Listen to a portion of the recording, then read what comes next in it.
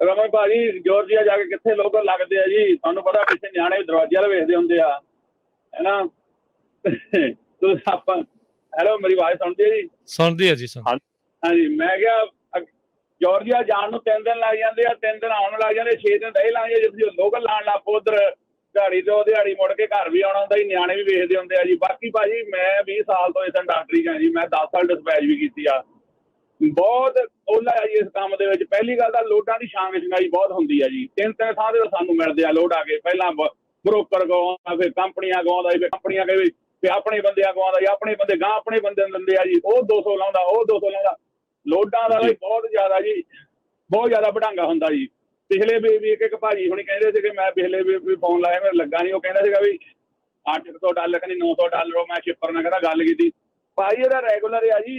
ਇੱਥੇ ਆਪਣੇ ਬੰਦੇ ਗੁਰਮੁਖ ਪਿਆਰੇ ਇਦਾਂ ਦੇ ਆ, 1000-1200 ਦੀ ਕੈਂਚੀ ਇਦਾਂ ਲਾਉਂਦੇ ਆ ਨਾ, ਪਤਾ ਵੀ ਨਹੀਂ ਲੱਗਣ ਦਿੰਦੇ ਹੈਗੇ। ਤੇ ਮੁੜ ਕੇ ਫਿਰ ਕਬੱਡੀ ਦੇ ਮੈਚਾਂ ਜਾ ਕੇ ਕਹਿਣਗੇ ਫਲਾਣਾ ਸਿੰਘ ਫਲਾਣਾ ਨੇ ਜੱਸੇ ਸਿੱਧਵਾਂ ਵਾਲੇ ਦੀ ਜੱਫੇ ਤੇ $300 ਲਾਇਆ, ਦੁੱਲੇ ਸਰਸੂਰੀਏ ਦੀ ਇੱਕ ਰੇਟ ਤੇ $500 ਲਾਇਆ। ਇੱਥੇ ਬਹੁਤ ਕੁਝ ਚੱਲਦਾ ਭਾਜੀ। ਮੈਂ ਬਹੁਤ ਕੁਛ ਇਸ ਇੰਡਸਟਰੀ ਦੇਖ ਬੈਠਾ ਜੀ। ਤੇ ਇੱਕ ਵਾਰੀ ਮੈਂ ਤੁਹਾਨੂੰ ਛੋਟੀ ਜਿਹੀ ਗੱਲ ਦੱਸਦਾ ਜੀ। 10 ਸਾਲ ਪਹਿਲਾਂ ਦੀ ਗੱਲ ਆ। ਮੈਂ ਲੋਡ ਲਿਆ ਸੀਗਾ ਜੀ ਨਾਰਥ ਕੈਰੋਲਾਈਨਾ ਤੋਂ, ਤੇ $3000 ਦਾ। ਤੇ ਉਹ ਜੀ ਮੇਰਾ ਟੀਮ ਸੀਗੀ ਤਾਂ ਉਹ ਥੋੜਾ ਲੇਟ ਹੋ ਗਿਆ ਤਾਂ ਆਪਣਾ ਬੰਦਾ ਹੀ ਸੀਗਾ, ਮੈਂ ਨਾਂ ਨਹੀਂ ਹੁਣ ਲੈਣਾ, ਬੇਕਰਫੀਲਡ ਤੋਂ।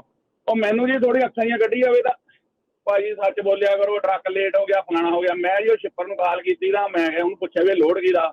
ਉਹ ਕਹਿੰਦਾ ਲੋਡ ਹੈਗਾ JB ਹੰਟ ਦਾ। ਤੇ ਮੈਂ ਉਹਨਾਂ ਦੇ ਜੀ ਕੋਆਪਰੇਟ ਆਫਿਸ ਨੂੰ ਕਾਲ ਕੀਤੀ, ਉਹਨਾਂ ਨੇ ਉਸ ਵੇਲੇ ਬ੍ਰੋਕਰ ਨੂੰ ਮਿਲਾ ਦਿੱਤਾ। ਮੈਂ ਕਿਹਾ ਯਾਰ ਇਦਾਂ ਦਾ ਲੋਡ ਲਿਆ ਵੀ ਮੇਰਾ ਟਰੱਕ ਟਰੂ ਟੀਮ ਆ ਵੀ ਉਹ ਜਾਂਦਾ ਪਿਆ, ਪਰ ਉਹ ਥੋੜਾ ਜਿਹਾ ਲੇਟ ਆ। ਕਹਿੰਦਾ ਤੂੰ ਹੈ ਕੌਣ ਆ? ਮੈਂ ਕਿਹਾ ਫਲਾਣੀ ਕੰਪਨੀ ਆ ਜੀ। ਉਹ ਕਹਿੰਦਾ ਤੂੰ ਇਹ ਲੋਡ ਕਿੱਦਾਂ ਲੈ ਸਕਦਾ? ਤੇ ਡਬਲ ਬ੍ਰੋਕਰ ਹੋ ਨਹੀਂ ਸਕਦੀ ਲੋਡ ਦੀ। ਤੇ ਮੁੜ ਕੇ ਮੈਨੂੰ ਉਹਨੇ MC ਨੰਬਰ ਪੁੱਛਿਆ, ਮੈਂ ਉਹਨਾਂ ਨੂੰ ਸੈਟਅਪ ਸੀਗਾ। ਉਹਨਾਂ ਦੇ ਫੈਕਸਾਂ ਦੀ ਹੁੰਦੀ ਸੀ ਲੋਡ ਦੀ, ਹੁਣ ਜ਼ਿਆਦਾ ਈਮੇਲ ਆਉਂਦੀ ਆ। ਗੱਲ ਕਰਦਾ ਮੈਨੂੰ ਫੈਕਸ ਆ ਗਈ $900 ਦੀ। ਮੈਨੂੰ $3000 ਬੰਦੇ ਦਿੱਤਾ ਸੀ ਆਪਣੇ। ਆਵਾਜ਼ ਕੱਟ ਹੋ ਰਹੀ ਹੈ ਤੁਹਾਡੀ ਓਂਕਾਰ ਸਿੰਘ ਜੀ। ਮੈਨੂੰ ਲੱਗਦਾ ਤੁਸੀਂ ਡਰਾਈਵ ਕਰਦੇ ਆ, ਜਿਹੜੀ ਵਿੱਚ ਗੱਲ ਜਿਹੜੀ ਰਹਿ ਗਈ।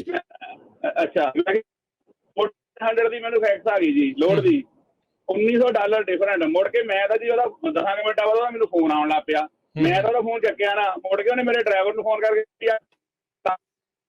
ਪਤਾ ਨਹੀਂ ਸੀ ਮੁੰਡਾਲੀ ਸ਼ਾਇਦ ਸੁਣਦਾ ਹੀ ਹੋਵੇ। ਉਹ ਕਹਿੰਦਾ ਬਾਜੀ ਰੋਟੀ ਹਿਸਾਬ ਕਿਤਾਬ ਨਾ ਖਾਇਆ ਕਰੋ ਨਾ, ਹੋਇਆ ਹੈ ਨਾ।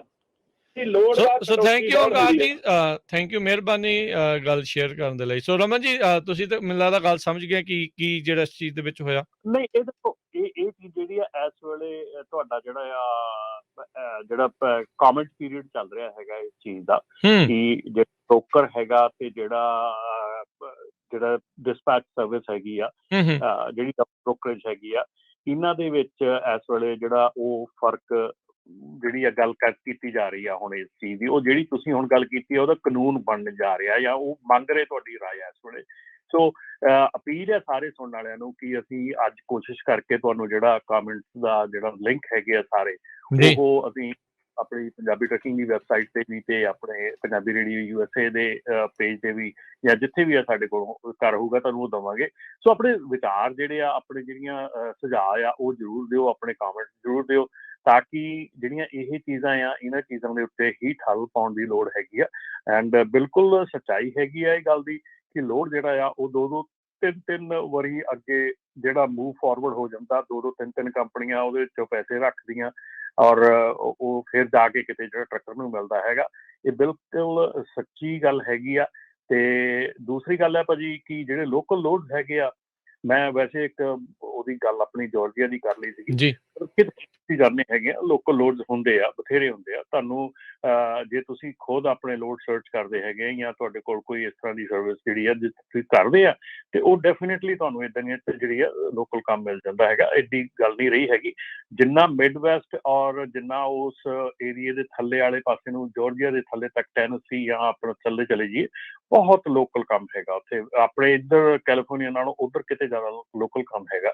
ਸੋ ਡੈਫੀਨੇਟਲੀ ਦੇਖੋ, ਕ੍ਰੀਏਟਿਵਿਟੀ ਦਿਖਾਓਗੇ, ਥੋੜ੍ਹੀ ਜਿਹੀ ਹਟ ਕੇ ਚੱਲੋਗੇ ਰੈਗੂਲਰ ਤੋਂ, ਤੇ ਤੁਸੀਂ ਜਿਹੜਾ ਸਰਵਾਈਵ ਕਰ ਪਾਓਗੇ। ਪਰ ਜੇ ਤੁਸੀਂ ਇੱਕ ਰੈਗੂਲਰ ਦੇ ਤੌਰ ਤੇ ਚੱਲਣਾ ਆ ਇੱਥੋਂ ਡੈਲਸ ਤੋਂ ਵਾਪਸ ਇੱਥੋਂ ਡੈਲਸ। ਹੁਣ ਕਈ ਵਾਰੀ ਮੈਂ ਡਿਸਪੈਚ ਆਫਿਸ ਕਈਆਂ 'ਚ ਬੈਠਾ ਸੁਣਦਾ ਹੁੰਦਾ ਕਿ ਡਰਾਈਵਰ ਜਿਹੜੇ ਆ ਉਹ ਕਹਿ ਰਹੇ ਆ ਕਿ ਨਹੀਂ ਭਾਜੀ ਮੈਂ ਤਾਂ 99 ਤੋਂ ਹੀ ਲੋਡ ਚੁੱਕਣਾ ਆ, ਮੈਂ ਤਾਂ ਫਰੇਜਨੋ ਏਰੀਆ 'ਚੋਂ ਹੀ ਚੁੱਕਣਾ ਜਾਂ ਮੈਂ ਸੈਕਰਾਮੈਂਟੋ ਹੀ ਚੁੱਕਣਾ ਆ, ਹੈ ਨਾ। ਤੇ ਉਹ ਫਿਰ ਤੁਸੀਂ ਆਪਣੀ ਜਿਹੜੀ ਆ ਉਹ ਲਿਮਿਟ ਕਰ ਲੈਂਦੇ ਆਪਣੇ ਆਪ ਨੂੰ। ਸੋ ਇਸ ਕਰਕੇ ਥੋੜ੍ਹੇ ਜਿਹੇ ਓਪਨ ਮਾਈਂਡਡ ਹੋ, ਬਿਜ਼ਨਸ ਮਾਈਂਡਡ ਹੋ, ਅਤੇ ਬਿਜ਼ਨਸ ਸਮਝ ਕੇ ਇਹਨੂੰ ਕਰੋ, ਨਾ ਕਿ ਇੱਕ ਜਸਟ ਜੌਬ ਸਮਝ ਕੇ।